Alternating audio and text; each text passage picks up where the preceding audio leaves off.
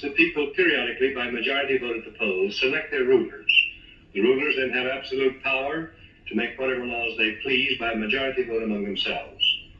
In a constitutional republic, the people also, by majority vote at the polls, select rulers, who make laws by majority vote among themselves.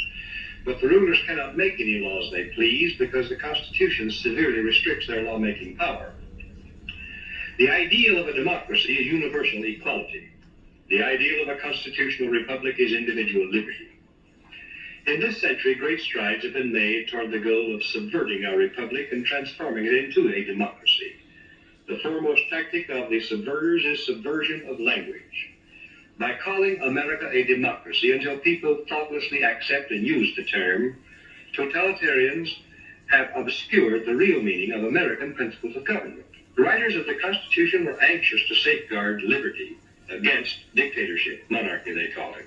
But their chief anxiety was to protect the country against democracy.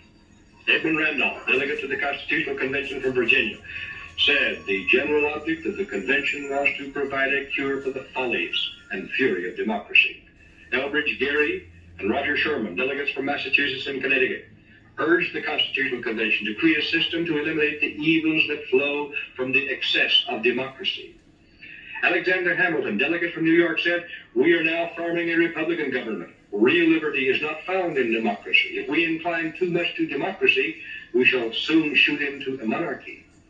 John Adams, one of the giants of the American Revolutionary period, said, "Democracy will envy all, contend with all, endeavor to pull down all. And when by chance it happens to get the upper hand for a short time, democracy will be revengeful, bloody, and cruel."